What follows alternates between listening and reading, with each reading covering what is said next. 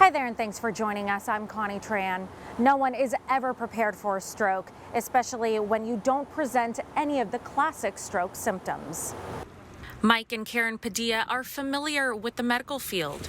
Both are local healthcare workers, but they never thought they'd find themselves in this type of emergency situation. I was at work and I was finishing a patient and I was trying to connect a couple little connectors, and I was looking down and I knew what I had to do, but I couldn't figure out how to do it. And then I fell backwards and hit the wall. Mike was having a stroke, but he didn't realize it at first. He had no facial drooping, everything was strong. He had made his workmates not call for help because he felt, I'm fine. Mike's wife Karen says when she picked him up from work, he didn't have any apparent signs of stroke at the time, but wasn't quite acting like himself a few hours later. He started using words that he never uses.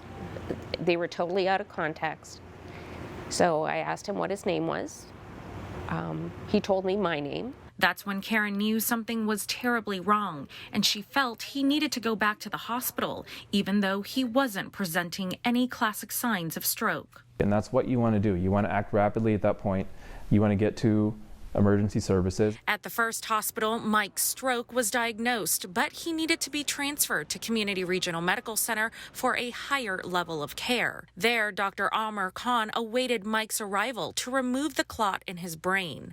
Dr. Khan is an endovascular neurologist and the co-director of the stroke program at Community Regional, the Valley's first certified primary stroke center. It will commonly be called by outside hospitals that don't offer the endovascular treatment for stroke, which has now become a very vital aspect of stroke treatment because that's really the most effective way to open large arteries that are blocked in the brain that are causing stroke. Dr. Khan explains Mike had a blood clot in one of the arteries in his brain that was causing the stroke. He performed a thrombectomy to remove the clot. I typically enter the artery in the leg. And that artery almost serves as an on-ramp to the rest of the arterial system in the body. So then I use that on-ramp to then navigate some equipment up into the arteries that supply blood to the brain.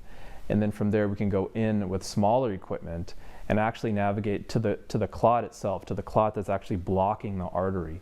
And we have a variety of ways to remove that clot. Mike's procedure was successful, but he remained in the hospital for a week to undergo physical and occupational therapy. They worked on cognitive skills, endurance, and then speech therapy, doing puzzles, following,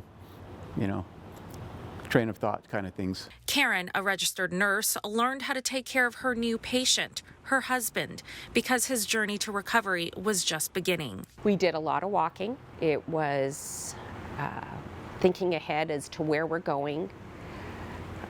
Mike still had a little bit of weakness on the left side, so it's like he had to kind of think and listen for that and work on that. Obviously, we talk about the patient and the fact that stroke could be lethal, the fact that stroke could be disabling to the patient, but of course this also has a big effect on their loved ones. Dr. Khan says Mike's prognosis is positive, and having that life-saving procedure close to home made all the difference. I try to advise patients and advise people who are at risk of stroke, which is really a lot more people than we think, that if you're having symptoms, even if they get better, you should still go to seek emergency attention. The Padillas say they are grateful they were able to receive quick and excellent care right here in the Valley, care that likely saved Mike's life.